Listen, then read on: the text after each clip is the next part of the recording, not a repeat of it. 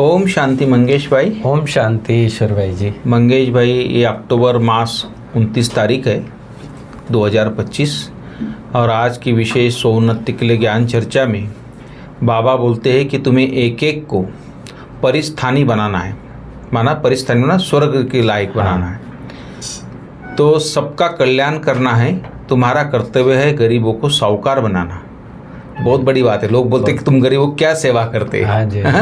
तो बाबा ने खास बोला गरीबों को साहूकार बनाना तुम्हारी सेवा है। तो कैसे साहूकार बने? ये गरीबों को साहूकार बनाना जी।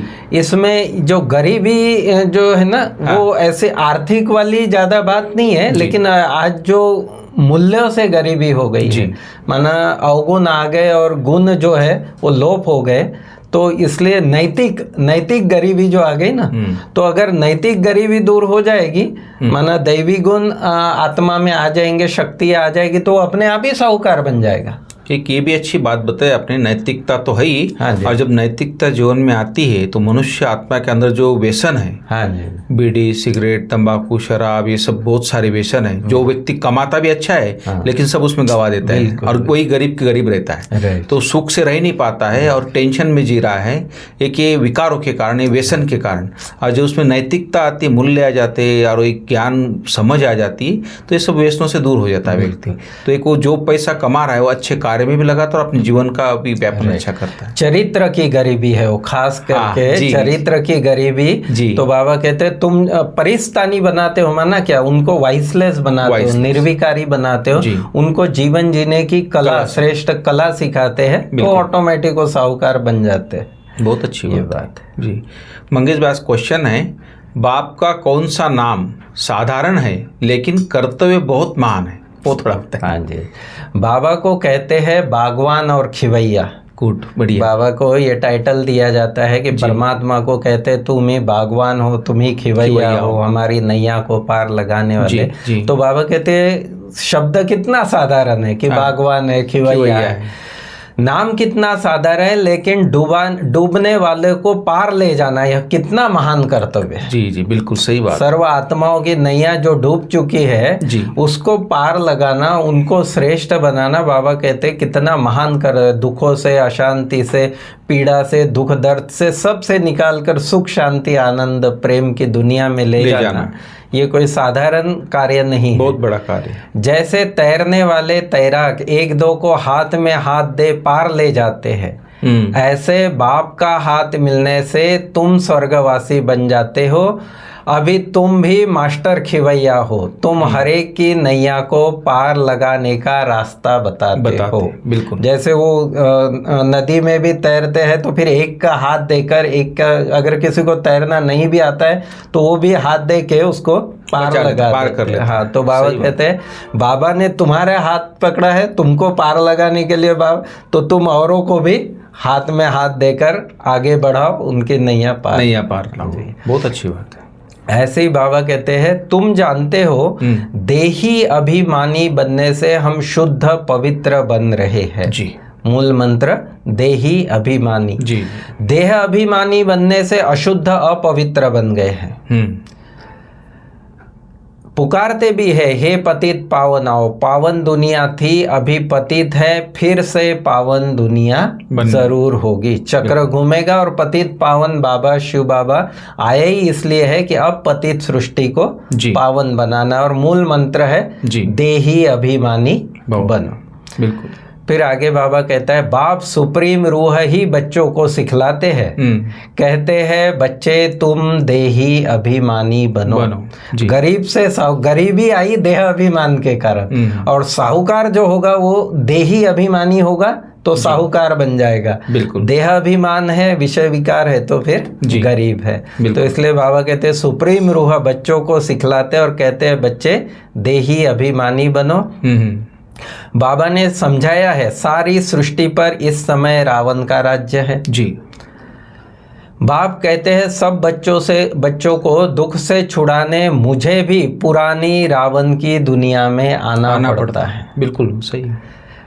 जैसा देश वैसा भेष धारण करना पड़ता है। तो इसलिए परमात्मा को भी कि हमको पार लगाने के लिए, हमको रावण राज्य से छुड़ाने के लिए, उसको भी इस रावण राज्य में पतित दुनिया पतित तन में आना पड़ता है। जी।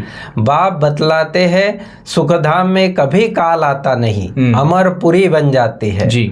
वहाँ 5 तत्व भी सतो प्रधान बन जाते हैं, सब चीज सतो प्रधान हो जाती है जी। हर चीज फल आदि द बेस्ट होते हैं। बिल्कुल। स्वर्ग का वर्णन बाबा सारा कर रहा है जी। कि बिल्कुल वहाँ काल भी नहीं आता है, 5 तत्व सतो प्रधान रहते हैं। बाबा कहते हैं कभी भी ऐसे नहीं होगा कि भूकंप आ रहा है या बाढ़ आ गई या बहुत बारिश हो गई या बिल्कुल बारिश नहीं हो रही है, पूरी मर्यादा में रहती प्रकृति। सारे तत्व भी मर्यादा में। आत्मा सतो प्रधान तो प्रकृति भी सतो प्रधान हो जाती। सतयुग को कहा ही जाता है स्वर्ग, वहां बहुत धनवान थे, इन जैसा सुखी विश्व का मालिक कोई हो नहीं सका। बिल्कुल, इसीलिए तो स्वर्ग का गायन है। गायन है, सही बात। हाँ, तुम बच्चों को बड़ी बड़ी सभाओं में समझाना पड़ेगा। उस समय बाबा ने, जब बाबा के सामने 5-50 बच्चे होंगे और बाबा मुरली चला रहे कि तुम बच्चों को बड़ी बड़ी सभाओं में समझाना है। बिल्कुल। हमेशा कहाँ भी भाषण पर जाओ तो जिस टॉपिक पर भाषण करना है उस पर विचार सागर मंथन कर लिखना है। सही। बड़ी अच्छी बाबा सेवा की युक्ति, विचार सागर। जिस टॉपिक पर आपको समझाना है तो विचार करो, थोड़ा लिखो उस पे और फिर रिवाइज करो तो अच्छे से समझा। तो हाँ, अच्छा सही। फिर आने के बाद चेक करो कि कौन सी पॉइंट मेरे से छूट गई, फिर आगे के लिए फिर तैयारी करो। बाबा भाषण करना भी सिखाता है बच्चों को, कैसे बात करना। बिल्कुल, दादियों को सिखाया है ना बाबा ने, सारा सिखाया। तुम अभी डबल अहिंसक बनते हो। डबल अहिंसक माना विषय विकारों की भी हिंसा नहीं है और क्रोध आदि के वश जो हिंसा होती है वो भी नहीं है। तुम अभी डबल अहिंसक बनते हो। अहिंसा परमो देवी देवता धर्म, डबल अहिंसक गाया हुआ है जी। किसको हाथ लगाना, दुख देना, वह भी तो हिंसा हो गई। हिंसा है, सही। दुख तो पहुंचता है। बाप रोज रोज समझाते हैं मनसा वाचा कर्मना किसी को दुख नहीं देना है। कितनी बड़ी धारणा। किसी को हम ऐसे कुछ बोल देते हैं, उससे भी दुख पहुंचता है। कभी हम किसी के लिए नेगेटिव सोचते हैं, वो भी एक प्रकार से वाइब्रेशन जाता है। हाँ, तो सही बात है। सब मन वचन कर्म से तो करना ही, लेकिन मन वचन से भी नहीं करना। हाँ, तो बाबा कहते हैं, इसलिए बाबा रोज रोज समझाते हैं कि मनसा वाचा कर्मना किसी को दुख नहीं देना। ये बहुत बड़ी धारणा है, बहुत बड़ी धारणा। और अगर ऐसा होता है, दुख देते हैं, तो वो कभी सुखी नहीं हो पाएगा। बाबा ने एक मुरली में कहा था, अगर दुख देंगे दुखी होकर वो शरीर छोड़ना पड़ेगा। बिल्कुल बिल्कुल, तो बहुत बड़ी बात है, दुख नहीं देना चाहिए किसी को। तुम्हारी आत्मा और शरीर अभी वर्तमान में दोनों ही पतित हो गए हैं। अब मुझे याद करो तो पावन बन जाएंगे जी। तुम विश्व के मालिक खूबसूरत बन जाते हो। यहाँ दूसरा कोई खंड होता नहीं। स्वर्ग में सिर्फ भारत, इसीलिए भारत का गायन। एक राज्य, एक भाषा, एक धर्म, एक कुल, एक मर्यादा, एक मत, सब एक है। सब एक की छत्र छाया। हाँ, वहाँ दूसरा कोई खंड होता नहीं। भारत का ही ऑलराउंड पार्ट है। तुम सब ऑलराउंडर हो। बिल्कुल। नाटक में एक्टर नंबरवार आते जाते हैं, लेकिन जो ऑलराउंडर एक्टर है वो स्टार्ट से, जो हीरो एक्टर है शुरू से स्टार्ट से एंड तक रहेगा। तो बाबा इसलिए कहते हैं कि तुम ऑलराउंडर एक्टर हो। सुख दुख निंदा स्तुति मान अपमान सब झेलते हुए आगे बढ़ते हुए फिर पास होता है। हम पतित पावन गॉड फादरली स्टूडेंट है, इसमें सब आ गया जी। हम पतित पावन गॉड फादरली स्टूडेंट है। वो बाप पतित पावन है, गॉड ईश्वर है, हमारा फादर है और हम उसके टीचर भी है वो हमारा, इसलिए हम उसके स्टूडेंट भी हो गए। बाबा ने एक ही शब्द में सारे संबंध भी दे दिए, बाप टीचर सद्गुरु तीनों का बता दिया। हम पतित पावन गॉड फादरली स्टूडेंट है, इसमें सब आ जाता है। यह है incorporeal god fatherly world university. Incorporeal god fatherly world university, Prajapita Brahma Kumari Ishwariya Vishwavidyalaya. आज नया नाम बाबा कहते हैं incorporeal god fatherly world university. कितना अच्छा नाम, बहुत बढ़िया नाम है, बहुत बढ़िया। बिल्कुल। ईश्वर की कितनी महिमा करते हैं। जब बिंदी है जब सुनते हैं कि बिंदी है तो फिर वंडर लगता है। वंडर लगता हाँ, वैसे तो कितनी भक्ति में और शास्त्रों में महिमा है, भी महिमा ही है। क्या है मंगेश भाई, लोगों को बड़े बड़े गद्दी पे संतों को, इसको बड़े बड़े बाबाओं को देखने की आदत हो गई है। हाँ जी, हाँ तो जब बिंदु आता है तो बोला बिंदु क्या सुनाएगा। हाँ। तो थोड़ा बिंदु का कॉन्सेप्ट किसी के समझ में नहीं आता। हाँ। लेकिन जब समझ में आ जाए तो फिर वो हमेशा के लिए आ जाता है फिर। हाँ। तो वो जब, और वहाँ थोड़े समय के लिए होता है। हाँ। थोड़े समय भपका होता है, देख के फिर वापस घर आके जैसे कि वैसे। लेकिन यहाँ एक बार समझ गया तो पूरा जीवन बदल जाता है। बिल्कुल।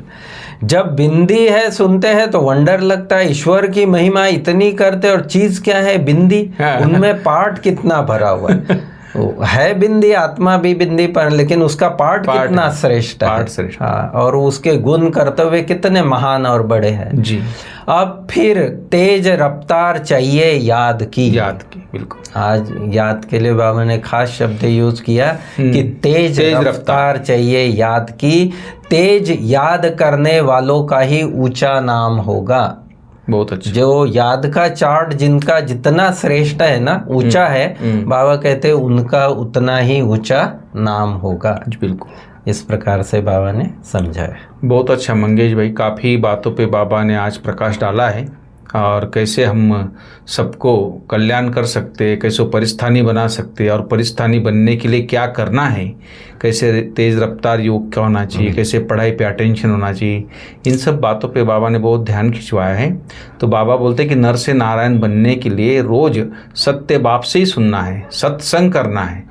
ये सत्संग है ना, इसमें हमेशा सत्संग में रहना है, कभी भी मनसा वाचा करना, जैसे बताया आपने भी, दुख नहीं देना है किसी को भी। और विजय माला का दाना बनने व पास विद ऑनर होने के लिए क्या करना है, रफ्तार, याद की रफ्तार तेज करनी है। तो मास्टर पतित पावन बन सबको पतित से पावन बनाने की सेवा करनी है। ये मुख्य बातें बाबा की थी आज, और आज का वरदान है परमात्म याद की गोद में समाने वाले संगम युगी श्रेष्ठ भाग्यवान आत्मा भव। तो इसके ऊपर थोड़ा परमात्मा की गोद मिल जाए तो उससे श्रेष्ठ कुछ नहीं हो सकता है जी। संगम युग सतयुगी स्वर्ग से भी श्रेष्ठ है जी, क्योंकि अभी का गायन है अप्राप्त नहीं कोई वस्तु ब्राह्मणों के संसार में। बिल्कुल।